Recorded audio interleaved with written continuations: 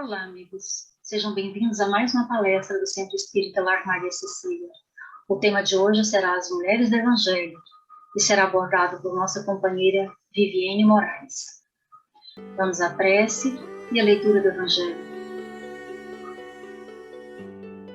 Mestre Jesus, amparo de todas as horas, rogamos mais uma vez o seu olhar amoroso sobre todos nós. Neste momento, nos encontramos reunidos em teu nome, Senhor, para absorvermos os teus ensinamentos, que estejamos com o coração aberto ao amor incondicional e que a sua mensagem, Pai, possa despertar em nós a essência divina que nos habita, para que possamos ser pessoas melhores a cada dia. E agradecemos, Senhor,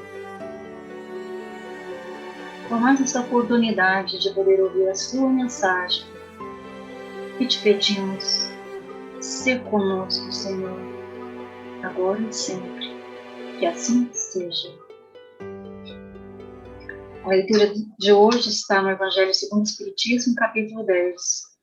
Não julgueis a fim de que não sejais julgado. Aquele que estiver sem pecado, lhe atire a primeira pedra. Não julgueis a fim de que não sejais julgado, porque vós sereis julgados segundo houverdes julgado os outros. Isso servirá para convosco da mesma medida da qual vos servistes para com eles. São Mateus, capítulo 7, versículo 1 e 2. Então os escribas e os fariseus conduziram uma mulher que tinha sido surpreendida em adultério e a colocaram de pé no meio do povo, dizendo a Jesus: Mestre, esta mulher acaba de ser surpreendida em adultério. Ora, Moisés nos ordena na lei para lapidar as adúlteras. Qual é, pois, sobre isso o vosso sentimento? Eles diziam isso tentando-o, a fim de ter do que acusá-lo. Mas Jesus, abaixando-se, escrevia com o dedo sobre a terra. Como continuasse a interrogá-lo, ele se ergueu e lhes disse: Aquele dentre vós que estiver sem pecado, que atire a primeira pedra. Depois, abaixando-se de novo, continuou a escrever sobre a terra. Mas eles, ouvindo-o falar assim, se retiraram um após o outro, os velhos saindo primeiro. E assim Jesus permaneceu só com a mulher que estava no meio da praça. Então Jesus, se levantando, lhe disse: Mulher, onde estão os vossos acusadores? Ninguém os condenou? Ela lhe disse: Não, Senhor. Jesus lhe respondeu: Eu também não vos condenarei. Ide, e no futuro não pequeis mais. São João, capítulo 8, versículo de 3 a 11. Aquele que estiver sem pecado, lhe atire a primeira pedra, disse Jesus. Esta máxima nos faz da indulgência um dever, porque não há ninguém que dela não tenha necessidade para si mesmo. Ela nos ensina que não devemos julgar os outros mais severamente do que julgaríamos a nós mesmos, nem condenar em outrem, o que nos desculpamos em nós. Antes de censurar uma falta de alguém, vejamos se a mesma reprovação não pode recair sobre nós. Gostaríamos de lembrar aos amigos para preparar um recipiente com água, que ao final da palestra teremos a frutificação das águas. Boa palestra a todos. Que assim seja. Então, muito obrigada pelo convite, agradeço essa casa que me acolhe com tanto carinho, e hoje a gente vai falar sobre as mulheres do Evangelho. Esse é um tema muito interessante e eu fiz uma escolha diferente. Como o mês de maio é mês das mulheres, a gente fica pensando muito nessas mulheres que ajudaram Jesus. A gente sabe que as mais conhecidas, né, como Maria, por exemplo, a gente fala muito de Maria, e aí hoje eu me permiti falar de outras mulheres que às vezes passam no anonimato. Essas mulheres têm lições de vida muito interessantes, porque elas formaram o apostolado feminino de Jesus. E elas viveram nesse anonimato porque naquela época era complicado uma mulher se sobressair em qualquer tipo de situação. Então, as mulheres realmente não tinham esse reconhecimento, elas não tinham essa projeção social. Era meio que proibido, né, naquela época, uma mulher se sobressair em alguma coisa. Mas elas não deixaram de trabalhar de jeito nenhum. Todas ouviram o chamado de Jesus. E é interessante porque a gente vê mulheres que foram muito importantes e que são muito como nós, mulheres comuns, mulheres do mundo, né? E aí, para fazer essa ilustração de mulheres comuns, mulheres normais, eu dividi essas mulheres, eu vou falar sobre 4 delas, são muitas, mas eu vou falar especificamente sobre 4 delas. E aí, eu dividi essas mulheres em 2 mulheres com histórias, em 4 mulheres, mas 2 grupos de mulheres com histórias bem diferentes. Então, o primeiro grupo, ele trata de 2 mulheres que eu acho muito interessantes. Primeiro, Maria de Magdala. Então, Maria de Magdala era uma prostituta que morava na cidade de Magdala. Ela era uma mulher riquíssima, uma mulher com...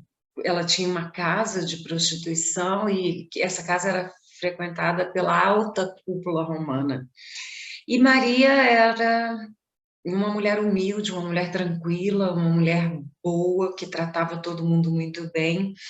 E ela tinha um grande amigo que era um sábio persa, que chamava Minair. E esse sábio comenta com ela um dia que existia um Messias que estava a fazer grandes milagres e a modificar o mundo.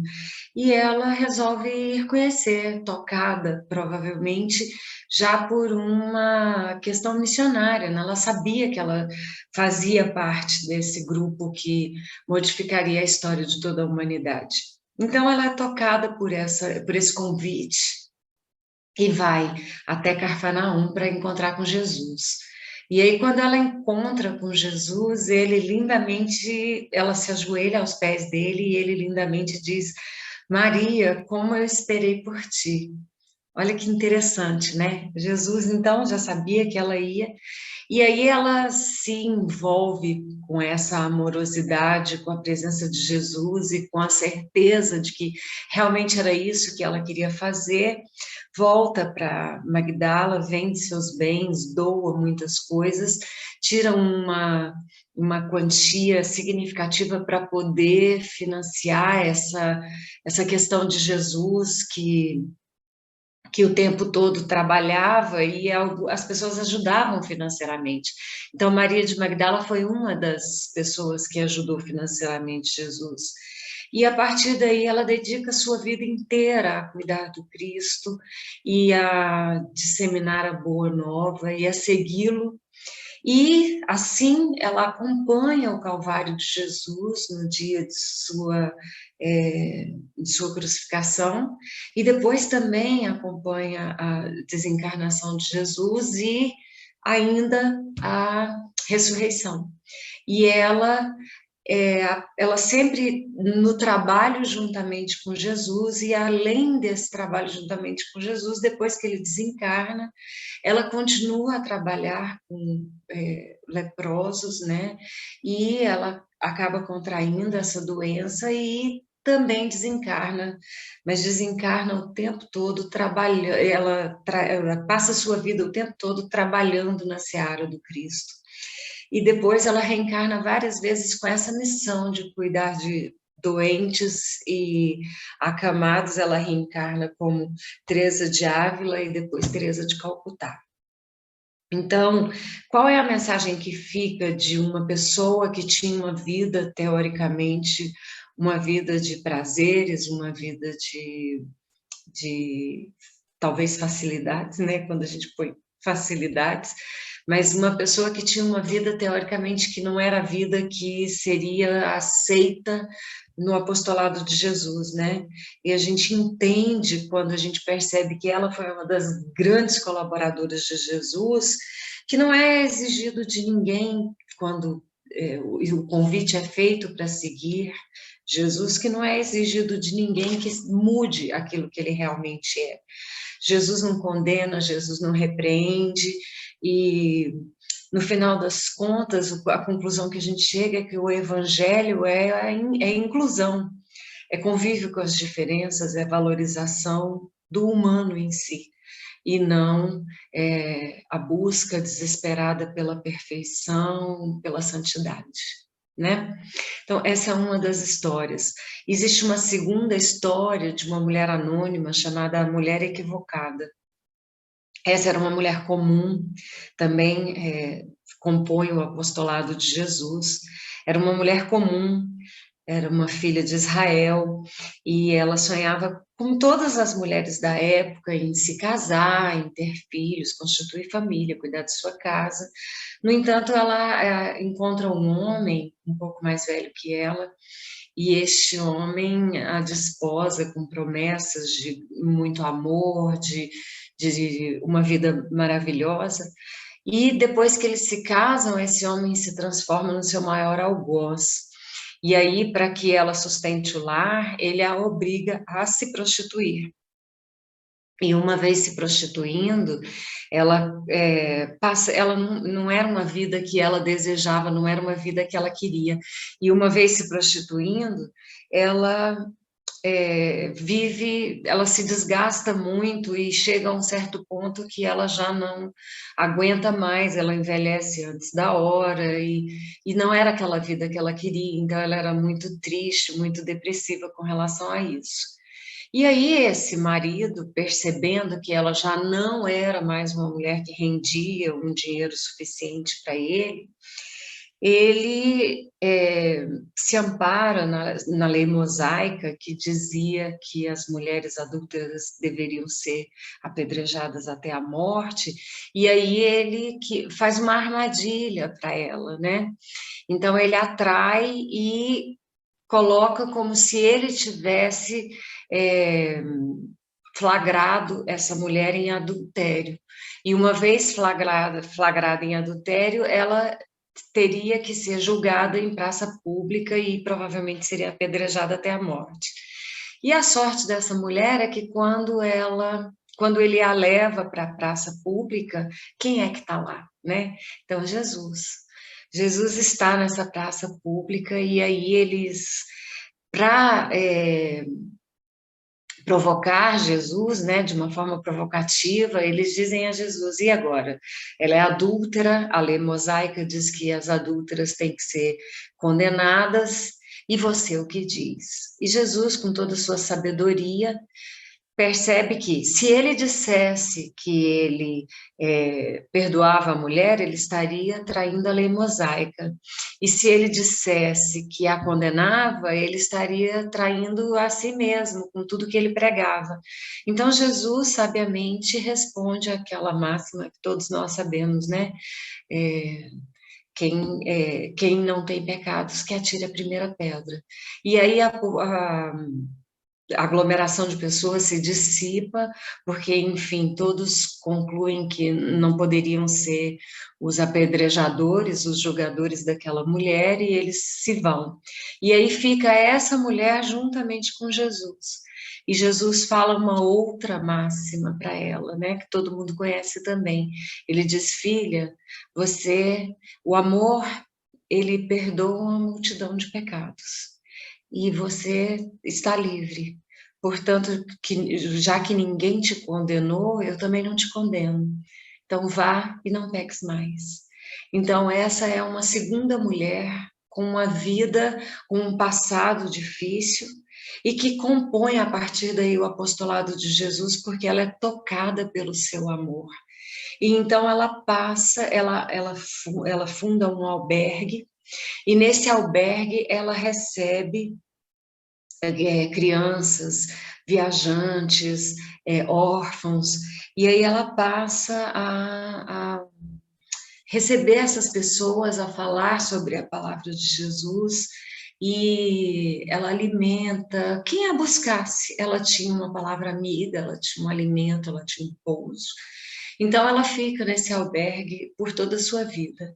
Mas em um dado momento ela recebe um transeunte moribundo, doente demais, e imediatamente ela reconhece que era o seu marido, aquele que havia sido seu algoz. E ela conversa com ele, mas ele não a reconhece, né?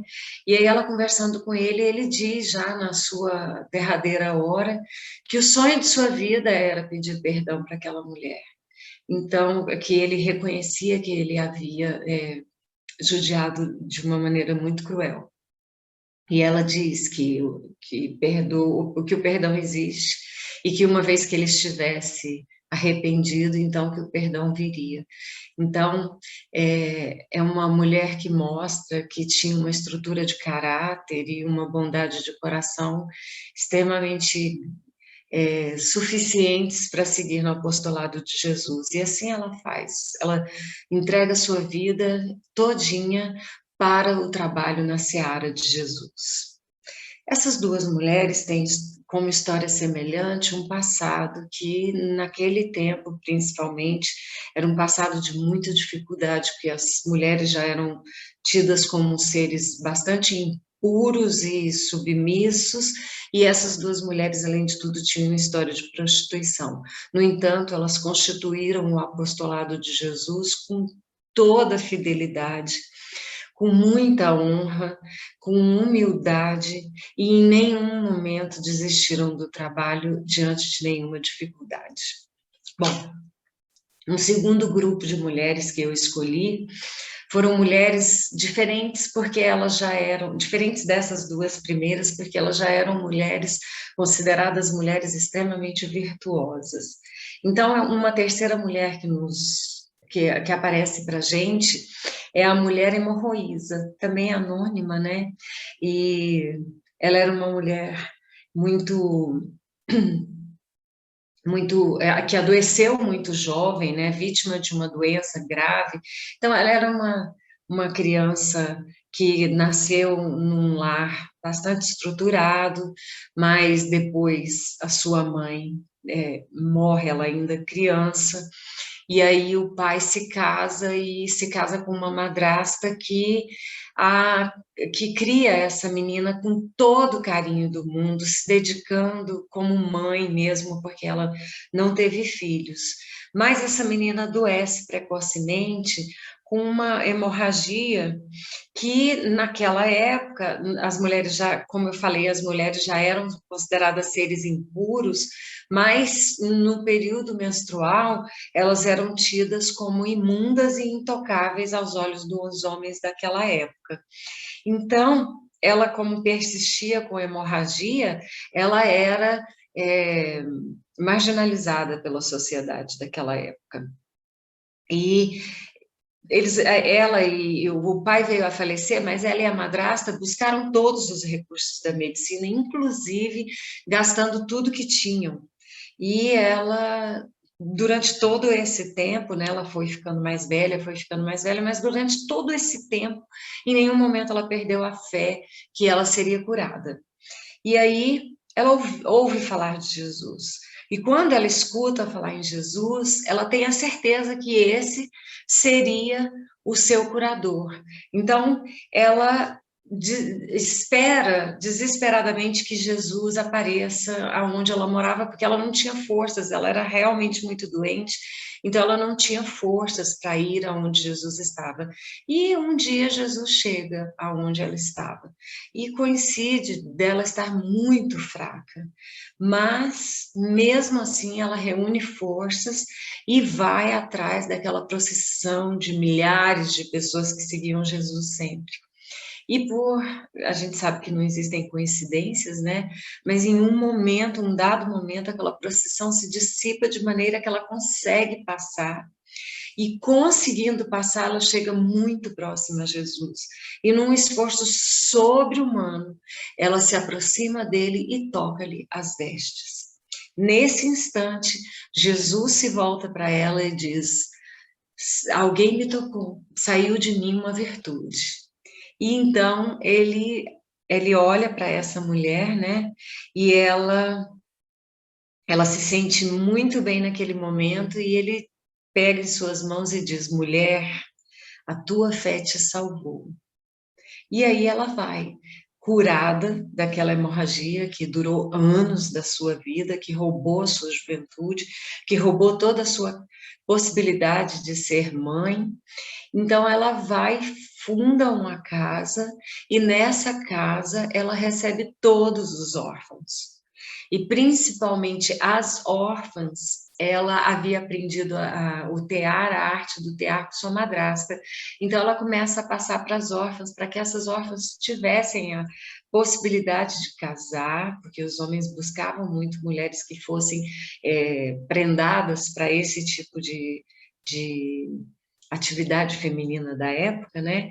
Então ela ensina essas moças, ela cria com toda a dignidade essas crianças que são abandonadas no seu abrigo, e faz isso a vida inteira.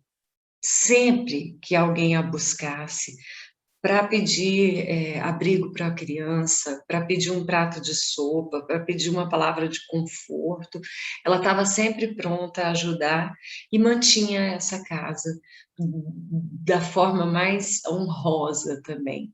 Então, ela escutou o chamado de Jesus, ela foi grata a ele porque pela sua cura, e seguiu divulgando a boa nova e trabalhando no apostolado feminino de Jesus.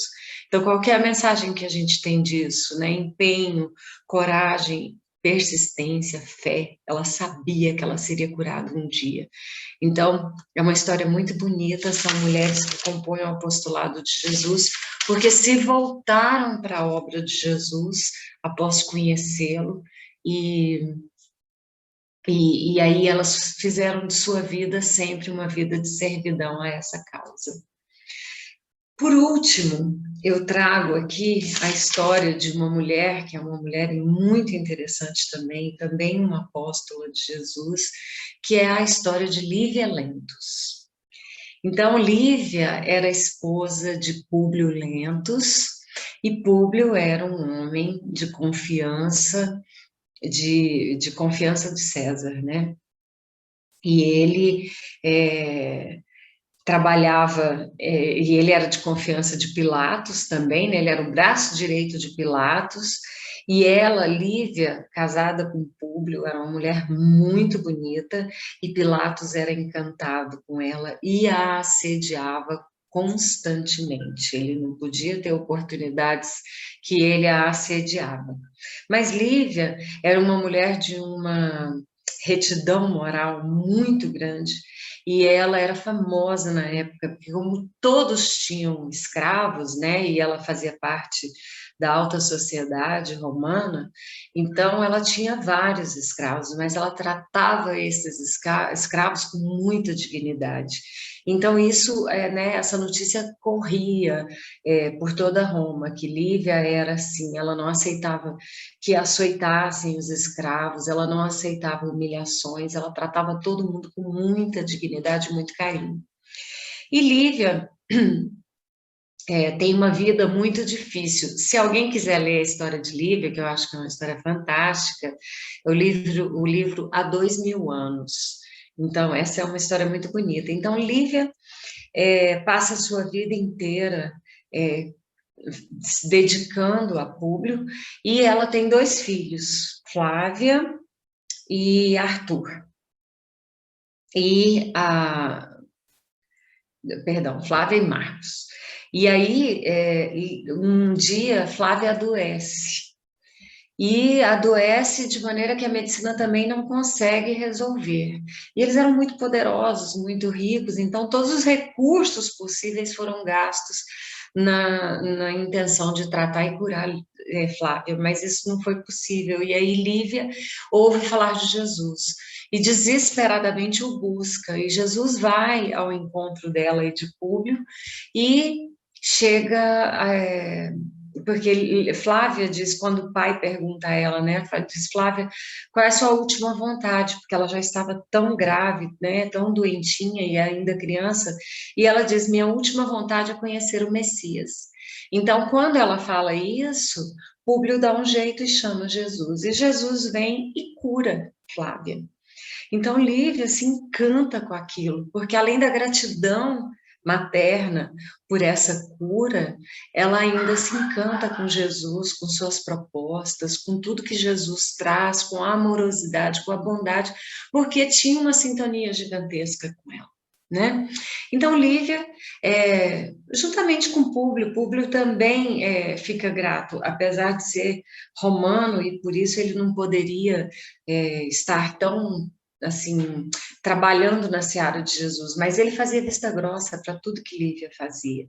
E Lívia constantemente buscava uma forma de ajudar Jesus, inclusive financeiramente. E aí, depois dessa história, o filho de Lívia é raptado, né, Marcos.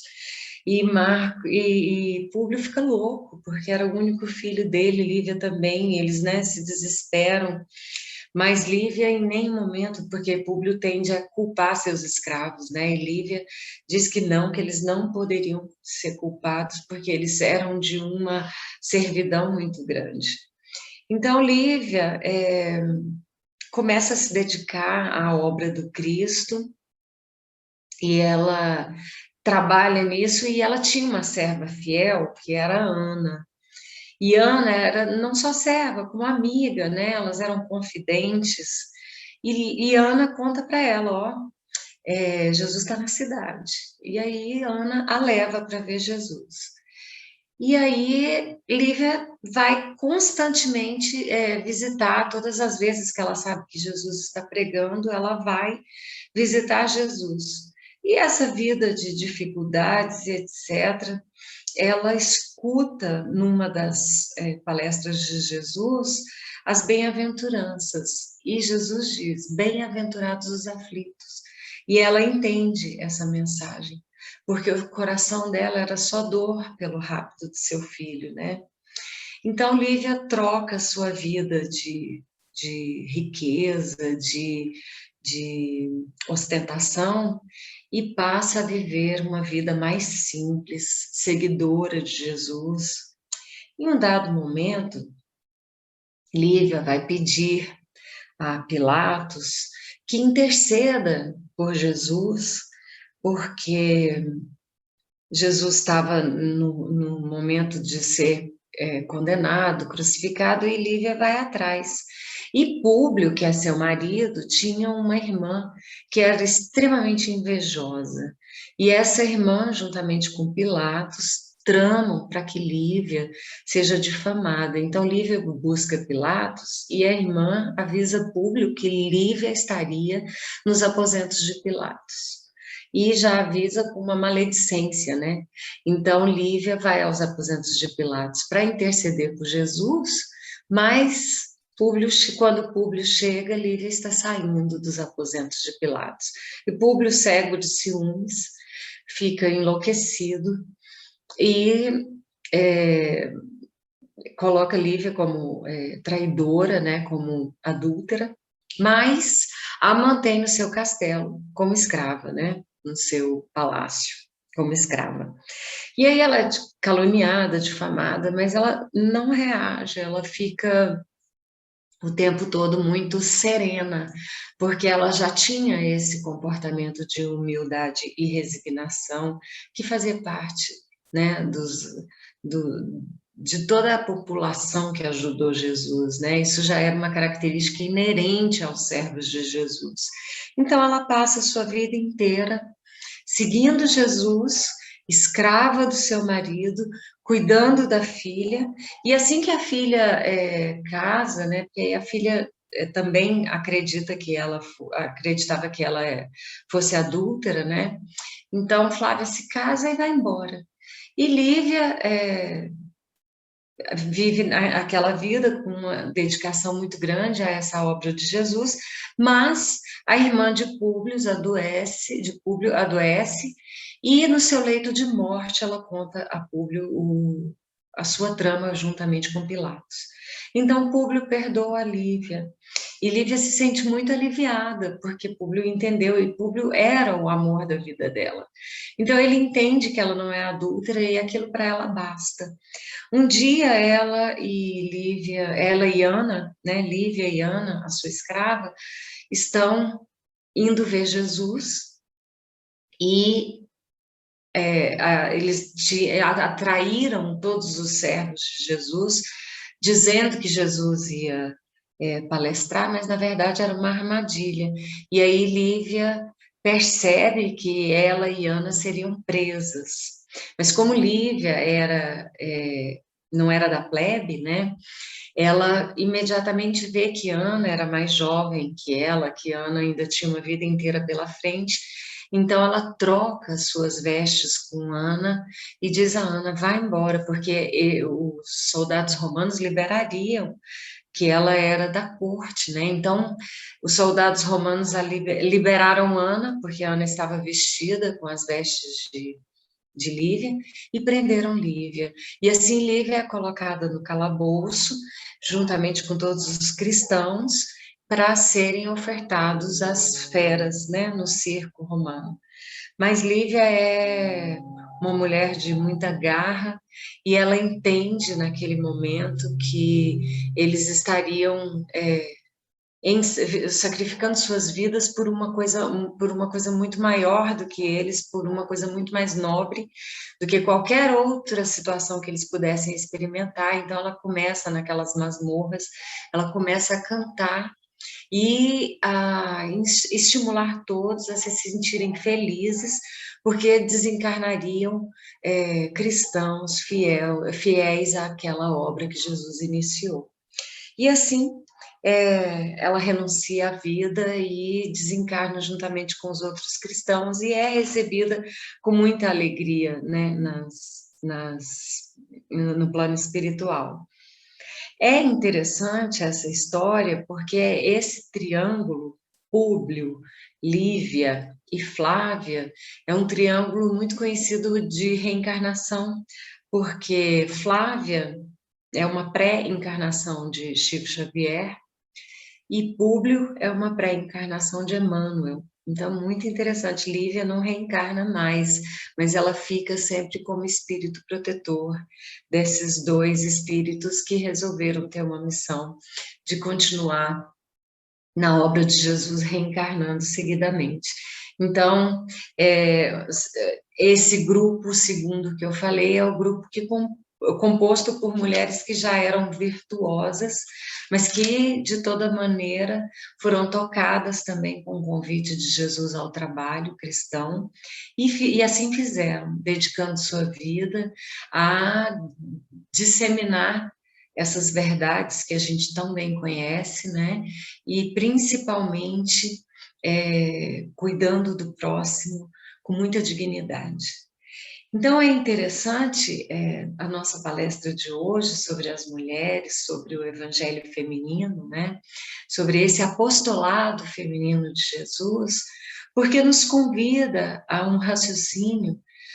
Se a gente colocasse todas as mulheres, né, seriam muitas, né, Maria de Nazaré, a mulher samaritana, a viúva de Naim, Joana de Cusa e por aí vai. São muitas mulheres que são anônimas em seu trabalho, que não são muito conhecidas, mas que tiveram uma obra exemplar.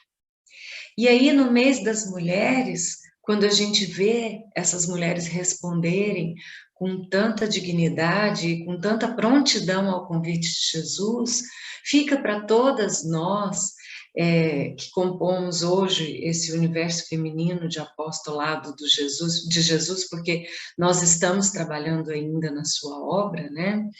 E para todos os homens que têm o seu lado feminino também, né? O que a gente consegue perceber dessas histórias? Jesus usa as mulheres com aquilo que elas têm de mais precioso, que é a amorosidade, porque a gente sabe que é inerente ao sexo masculino, ao sexo feminino, essa proteção do próximo, essa amorosidade, porque a gente aprende isso com os filhos. mas nós não somos obrigadas a ter uma maternidade efetiva para exercermos esse amor incondicional. Nós podemos criar os filhos do mundo, nós podemos amar as pessoas do mundo, amar o próximo. Então, todo aquele feminino, nesse momento, é convocado para esse amor universal.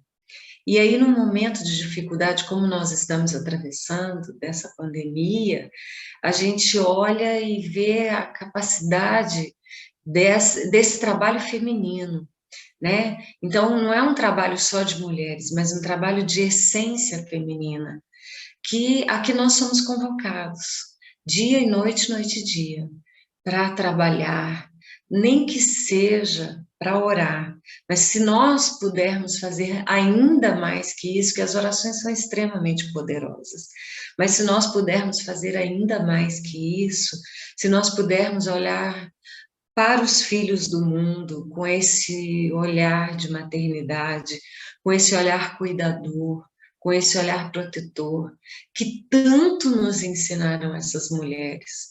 E aí, se nós pudermos fazer isso, com certeza nós vamos diminuir as dificuldades que nós estamos enfrentando nesse momento enquanto sociedade. E também, se nós pudermos, com todo carinho também, sermos um pouco mais destemidas, né? E pregarmos o bem, porque o bem anda muito tímido, né? O mal está aí ganancioso, se espalhando, e grita e fala alto, e todo o bem é tímido, é recatado, né? É muito seguro, é muito comedido. Então, se a gente puder falar um pouco mais alto sobre a bondade, sobre a amorosidade, sobre a importância de estarmos juntos, sobre os vínculos que temos uns com os outros, né? E essa responsabilidade, essa coragem de ir à luta, essa persistência no trabalho, e principalmente essa fé inabalável, que é muito comum no sexo feminino. Então, eu convido a todas as mulheres para que exerçam essa capacidade de melhorar o mundo, de melhorar o mundo a partir da nossa essência feminina. Que fique isso como mensagem dessa nossa palestra de hoje. Mais uma vez agradeço esse grupo que me acolhe com todo carinho e espero estar com vocês presencialmente em algum momento, mas enquanto isso não é possível, é um prazer estar aqui virtualmente. Recebam o meu carinho, o meu abraço apertado e o meu desejo de que todos estejam bem, com saúde, atravessando com muita dignidade esse período mais difícil de nossas vidas, mas que constitui uma experiência maravilhosa de crescimento e evolução. E eu vou me permitir fazer uma oração de gratidão por esse nosso encontro. Então eu convido a todos a fecharem os olhos nesse momento e estarem banhados pela amorosidade de Jesus. Neste momento, Mestre querido, nós te agradecemos por todos os ensinamentos, pelo reforço da nossa fé, trabalhada na sua verdade.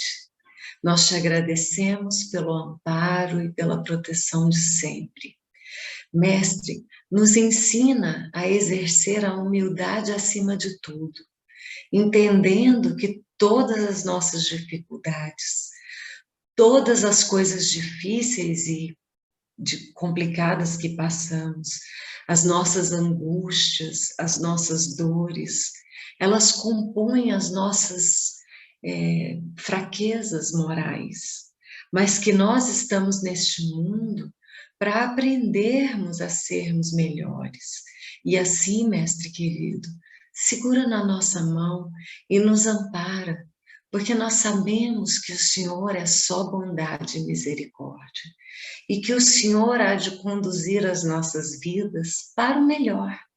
Então, cientes de que isso está acontecendo, nós abrimos o nosso peito em gratidão, que no nosso coração germine a semente do seu amor, e que no nosso cérebro os pensamentos sejam moldados pela sua bondade e que nós tenhamos pensamentos de trabalho e evolução, trabalho dignificante, trabalho na sua seara, trabalho efetivo, tanto para nos tornarmos seres humanos melhores, quanto para ajudarmos nessa transformação tão difícil que o Brasil passa para se tornar dignamente a pátria do Evangelho. E assim, mestre amigo, nós te agradecemos sempre e te pedimos, sê conosco, hoje e sempre, que assim seja. Senhor Jesus, te rogamos a bênção da água, que sejam colocados em nossos recipientes o remédio vindo do laboratório do alto, o lenitivo da cura e o bálsamo da paz. Abençoe-nos, Senhor, com a tua proteção divina. Gratidão por tudo. Que a tua luz de bondade e da saúde se faça presente em nossos corações, em nossas vidas, hoje e sempre. Que assim seja.